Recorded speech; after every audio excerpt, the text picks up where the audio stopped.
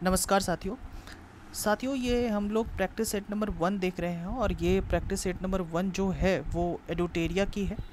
और एडुटेरिया की ये 2024 की प्रैक्टिस सेट है, जिसमें हम लोग पूरी की पूरी पिछले सितंबर से लेके इस सितंबर तक की सारी घटनाओं को जो है एमसीक्यू के माध्यम से जो है सॉल्व करेंगे। और इसमें 10 प्रैक्टिस सेट दिए गए हैं। इनके सारे प्रैक्टिस सेट के माध्यम से अगर आप क्वेश्चंस को देखेंगे एमसीक्यू के बेस्ड पर, तो उनकी याद रहने की संभावनाएं कुछ ज़्यादा होती है। सबसे पहला क्वेश्चन है कि हाल ही में यूरोपीय संघ की जो यूरोपीय परिषद है उसके नए अध्यक्ष के रूप में जो है वो किसे चुना गया है। तो इसका सही उत्तर होगा साथियों, इसका सही उत्तर है एंटोनियो कोस्टा। एंटोनियो कोस्टा ही वो व्यक्ति हैं जिनको यूरोपीय संघ के यूरोपीय परिषद के नए अध्यक्ष के रूप में चुना गया है। दूसरा सवाल है कि हाल ही में अचानक आई बाढ़ के कारण खबरों में रहा न्योमा चुसूल क्षेत्र किस राज्य या केंद्र शासित प्रदेश में स्थित है। न्योमा चुसूल जो है वो किस लिए खबर में आया था, ये बाढ़ के कारण खबरों में आया था। और आपसे यही पूछ रहा है कि चुसूल रीजन जो है वो कहाँ है। आपने अगर बॉर्डर वाली जो फिल्में देखी होंगी तो आपको पता चल गया होगा कि ये जो चुसूल रीजन सब है वो लद्दाख में है, ठीक है। और यहाँ बाढ़ आई थी। तीसरा है कि चौथी बिम्स्टेक सुरक्षा प्रमुखों की जो बैठक हुई उनको लेकर निम्न बातों पर विचार कीजिए। पहला कथन ये है कि यह म्यांमार के नेपिडी में आयोजित किया गया। तो यह म्यांमार के नेपिडो में आयोजित किया गया, तो ये बातें सही है। यह म्यांमार के नेपिडो में आयोजित किया गया। भारत के का प्रतिनिधित्व रक्षा सचिव गिरिधर अरमाने ने किया था। ये बातें जो दूसरी बातें हैं ये गलत है। यहाँ भारत का प्रतिनिधित्व जो है वो रक्षा सचिव गिरिधर अरमाने ने नहीं किया था। तो केवल 1 होगा इसका सही उत्तर, ठीक है। आपको सिर्फ इसमें क्या याद रखना है कि ये जो चौथी बिम्स्टेक, आपसे ये नहीं पूछेगा कि किसने किया था प्रतिनिधित्व, ये सारी चीज़ें लेकिन आपसे ये ज़रूर पूछ सकता है कि बिम्स्टेक जो हुआ ये अपने संस्करण का ये चौथा बिम्स्टेक था और ये चौथा बिम्स्टेक कहाँ हुआ। तो आपको ऐसे ही सिर्फ म्यांमार कंट्री का नाम याद रख करके रखना है। That is enough, that is it. इससे ज़्यादा याद रखने की कोई आवश्यकता नहीं है। 27 जुलाई से 9 अगस्त 2024 के बीच आयोजित अभ्यास खान क्वेस्ट, ये जो खान क्वेस्ट है ये बहुत इम्पोर्टेंट है। ये बहुत इम्पोर्टेंट युद्धाभ्यास होता है। और ये जो इम्पोर्टेंट युद्धाभ्यास है खान क्वेस्ट, ये इनको लेकर जो है 2 बातें आपको कही गई है कि ये भारत और मंगोलिया के बीच जो है वो द्विपक्षीय सैन्य अभ्यास है। यह मंगोलिया की राजधानी उलान बटार में आयोजित किया गया था। तो ये जो दूसरी बातें हैं वो बातें सही है, ठीक है। इसका आंसर हो जाएगा 4 का बी, यानी कि सिर्फ दूसरी बातें सही है, ठीक है। पहली बातें गलत है कि ये द्विपक्षीय सैन्य अभ्यास नहीं है, ठीक है, बहुपक्षीय है। हाल ही में कौन सा देश अपने संपूर्ण जीव जंतुओं की चेकलिस्ट तैयार करने वाला विश्व का पहला देश बन चुका है, यानी कि जानवरों के लिए भी उन्होंने रजिस्टर बनाया है। ऐसे देश कौन बन चुका है? तो इसका सही उत्तर है भारत। भारत के पास जो है जानवरों की भी चेकलिस्ट तैयार करने वाला विश्व का पहला देश बन चुका है भारत। हाल ही में किस संगठन ने भारत की हरित हाइड्रोजन पहल का समर्थन करने के लिए, हरित हाइड्रोजन पहल मतलब ग्रीन हाइड्रोजन इनिशिएटिव, इसको अंग्रेजी में क्या कहेंगे, ग्रीन हाइड्रोजन इनिशिएटिव का समर्थन करने के लिए $1.5 बिलियन का जो है लोन दिया। कौन सी जो है वो संस्था ने भारत को $1.5 बिलियन का लोन दिया। ये बहुत बड़ा अमाउंट है। पाकिस्तान इतना ही अमाउंट के लिए जो है अभी दर दर भटक रहा है। इसका सही उत्तर होगा विश्व बैंक। ये विश्व बैंक ने हमें $1.5 बिलियन का जो है वो ऋण की मंजूरी दी है, वो भी हरित हाइड्रोजन पहल के लिए। मलेशिया की सबसे ऊंची चोटी माउंट कीनाबालू पर विजय पाने वाली पहली भारतीय महिला कौन बनी है, ठीक है। मलेशिया की सबसे ऊंची चोटी पे माउंट कीनाबालू पर विजय पाने वाली, तो वो है लक्ष्मी झा, ठीक है। अब मलेशिया की सबसे ऊंची चोटी क्या नाम है? किनाबालू। क्योंकि मलेशिया में इतना ऊंचा पे बालू खरीदना, कीनना बड़ा जो है वो टफ काम है। और ये कोई लक्ष्मी ही होगी जो बालू खरीद के मकान बनाएगी। इस तरीके से आप याद रख सकते हैं। 8वां नंबर है कि संयुक्त राष्ट्र की किस एजेंसी ने हाल ही में वार्षिक ड्रग रिपोर्ट जारी की? वार्षिक ड्रग रिपोर्ट जो है वो किस संस्था ने जारी की है? संयुक्त राष्ट्र की कौन सी संस्था ने हाल ही में वार्षिक ड्रग रिपोर्ट जारी की है? इसका सही उत्तर होगा UNODC।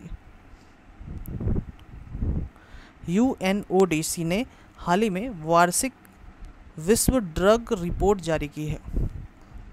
वार्षिक विश्व ड्रग रिपोर्ट, ठीक है।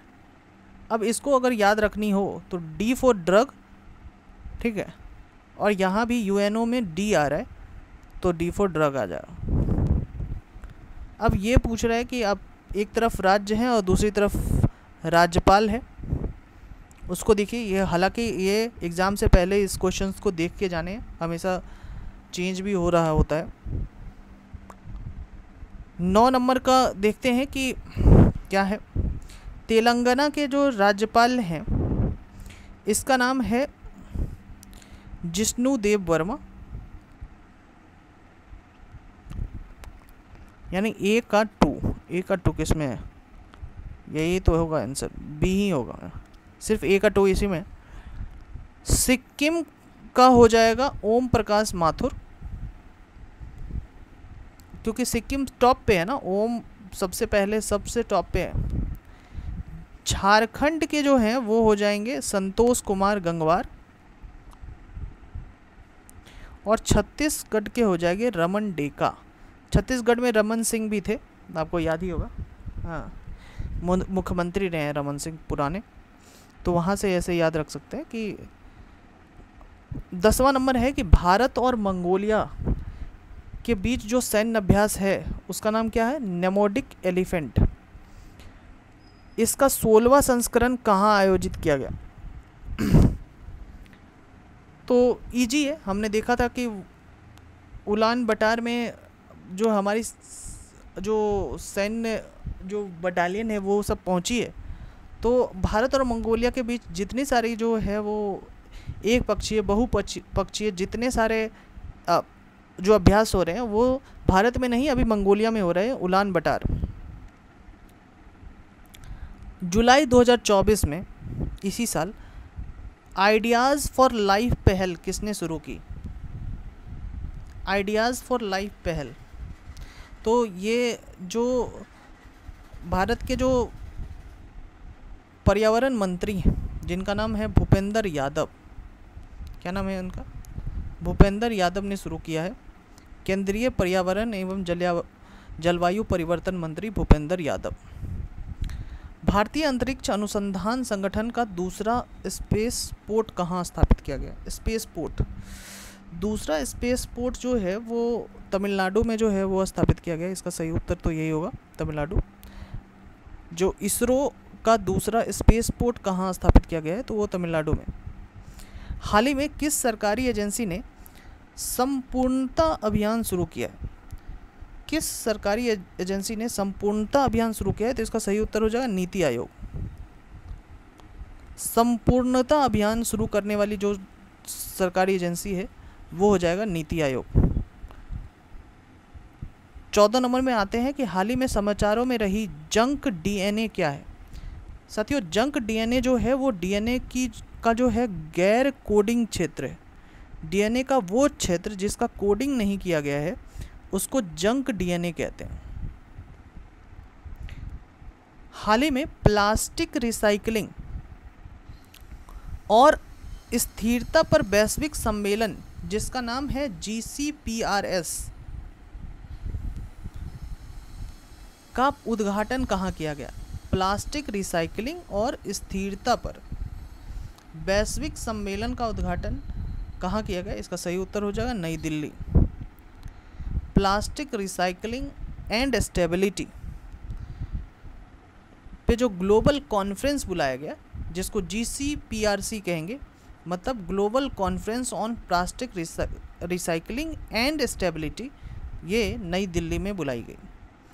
नेपाल में नई सरकार का गठन हुआ है, उस गठन को लेकर आपसे जो है वो सवाल पूछे जा रहे हैं, आप उस सवाल का जवाब दीजिए। पहला स्टेटमेंट है कि KP शर्मा ओली को दूसरी बार नेपाल के प्रधानमंत्री के रूप में नियुक्त किया गया है। ठीक है, तो ये जो पहला स्टेटमेंट है ना, यही गलत है। फर्स्ट स्टेटमेंट इज रॉन्ग, पहला ही रॉन्ग हो गया, तो यानी कि B और C जो है वो सही है। दूसरी बार नेपाल के प्रधानमंत्री वो नहीं बने हैं। नई सरकार नेपाल की कम्युनिस्ट पार्टी एकीकृत मार्क्सवादी लेनिनवादी, मतलब CPN-UML और नेपाली कांग्रेस का गठबंधन है।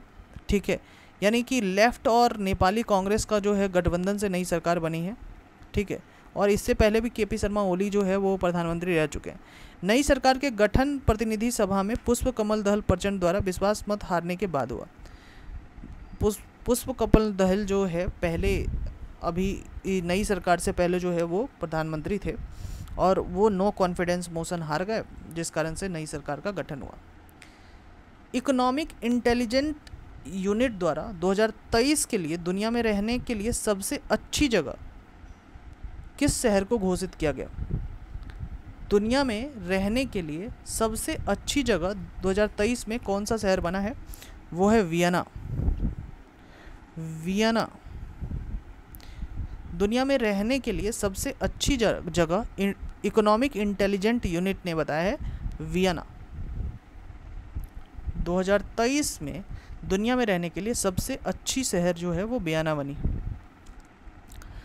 जुलाई 2024 तक भारतीय सेना और मंगोलियाई सेनाओं के बीच नोमैडिक एलिफेंट, हमने देखा था कि नोमैडिक एलिफेंट कहाँ हो रहा है, उलान बटान में, कहाँ वो है, मंगोलिया में। संयुक्त अभ्यास कितने संस्करण जो है वो किए जा चुके हैं?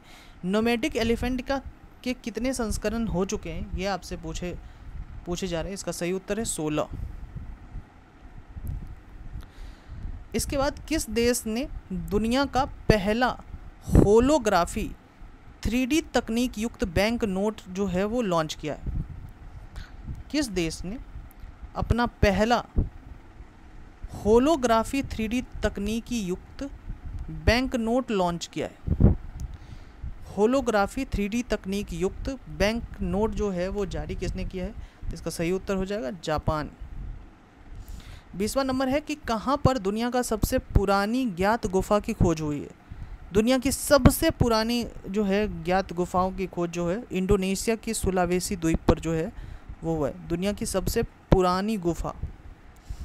किस देश ने हाल ही में जो उन्नत पृथ्वी अवलोकन उपग्रह, जिसको ALOS-4 कहेंगे, एडवांस और अर्थ ऑब्जर्वेटरी सैटेलाइट, ठीक है, लो अर्थ ऑर्बिट सैटेलाइट इसको भी कह सकते हैं, को लॉन्च किया है?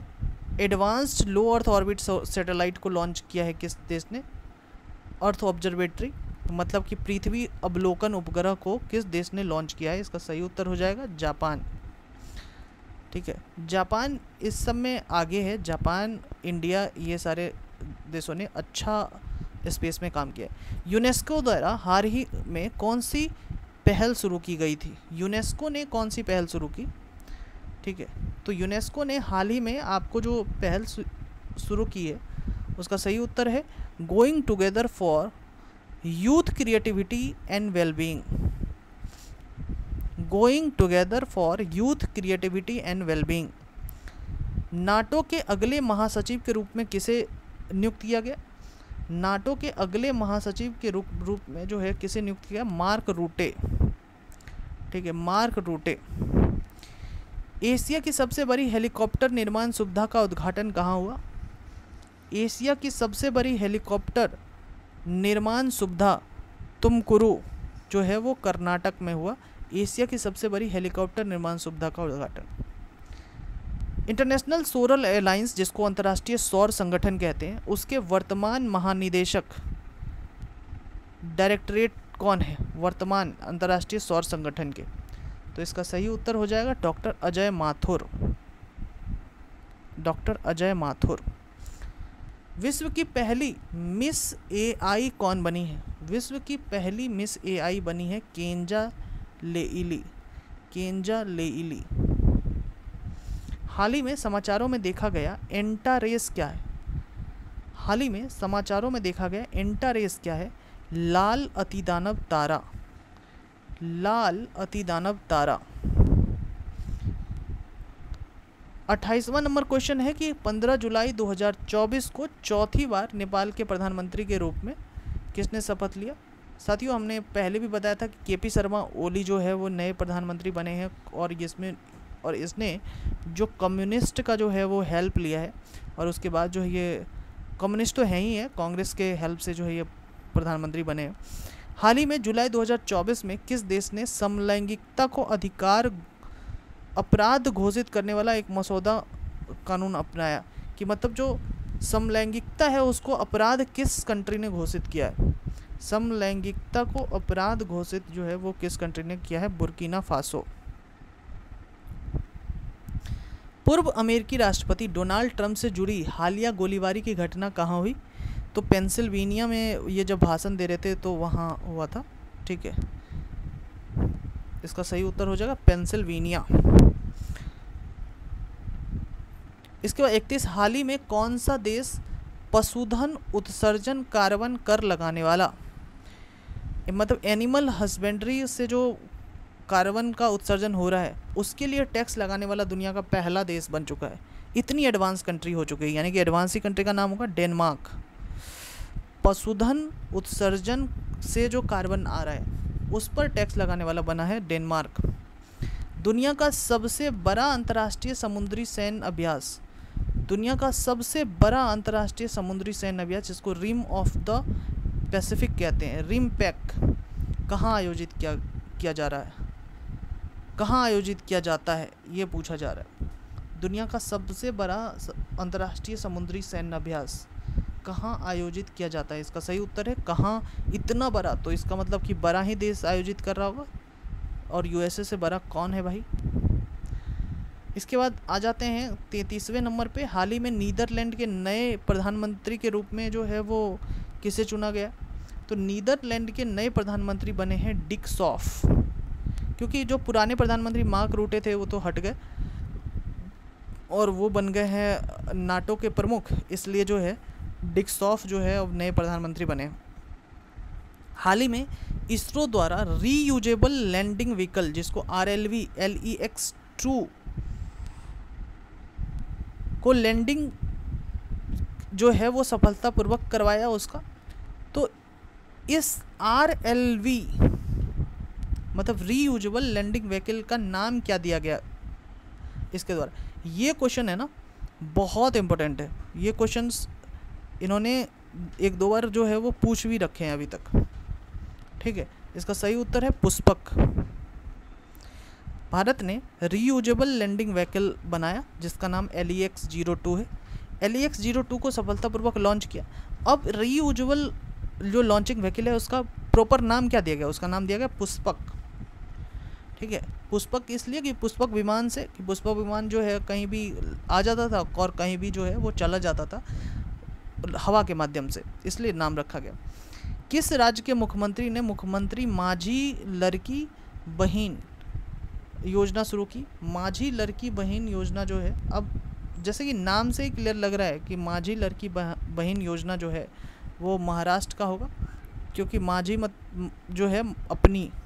ठीक है, इसके बाद हम आगे आते हैं कि भारत के कितने सालों बाद ICC विश्व कप का खिताब जीता? ICC विश्व कप का खिताब जो है भारत दूसरी बार जीत रहा है, और इसका सही उत्तर हो जाएगा भारत ने 13 साल बाद जो है किसी ICC विश्व कप का खिताब जीता है। जुलाई 2024 में नई दिल्ली में ग्लोबल इंडिया AI समिट का उद्घाटन हुआ। ग्लोबल इंडिया AI समिट का उद्घाटन कहाँ हुआ? दिल्ली में। तो इससे पूछा जा रहा है कि किसने इस जो पूरी समिट है उसका उद्घाटन किस व्यक्ति ने किया था? इसका सही उत्तर हो जाएगा अश्वनी वैष्णव। भारत के 46वीं यूनेस्को विश्व धरोहर की समिति की बैठक कहाँ आयोजित की गई?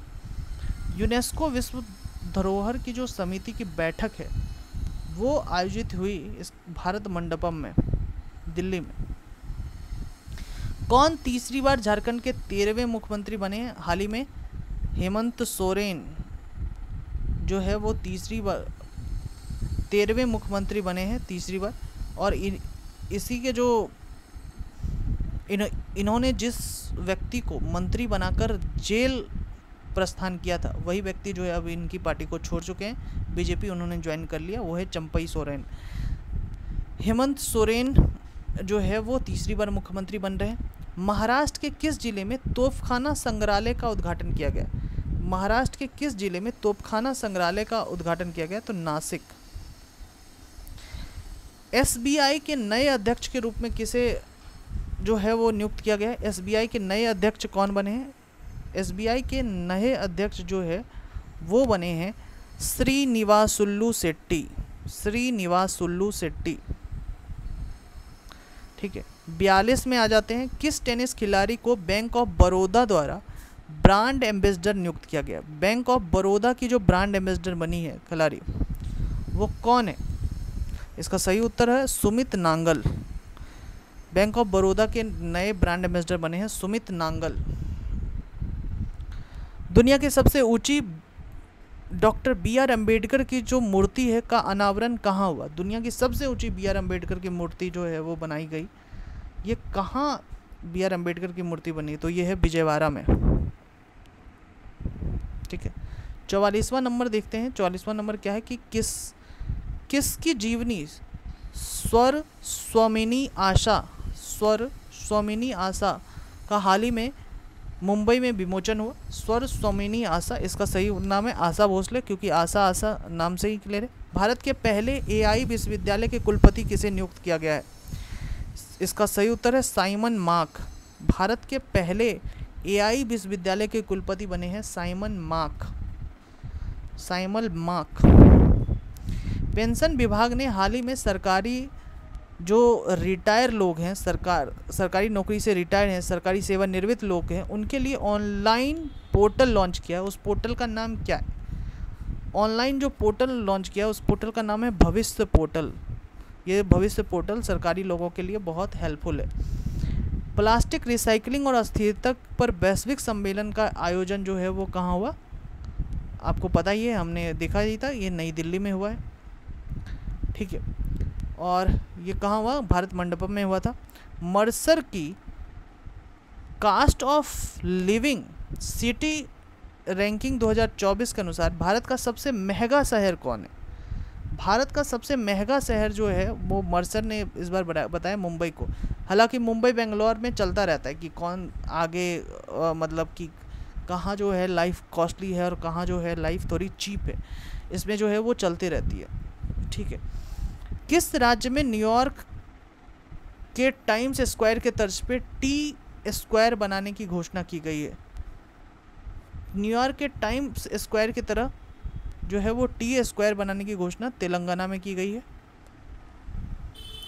नवीनतम सतत विकास लक्ष्य एसडीजी सूचकांक 2023-24 के अनुसार भारत में जो समग्र एसडीजी है उसका स्कोर क्या है? भारत का समग्र एसडीजी का स्कोर कितना है? भारत का समग्र एसडीजी का स्कोर है वो है 71।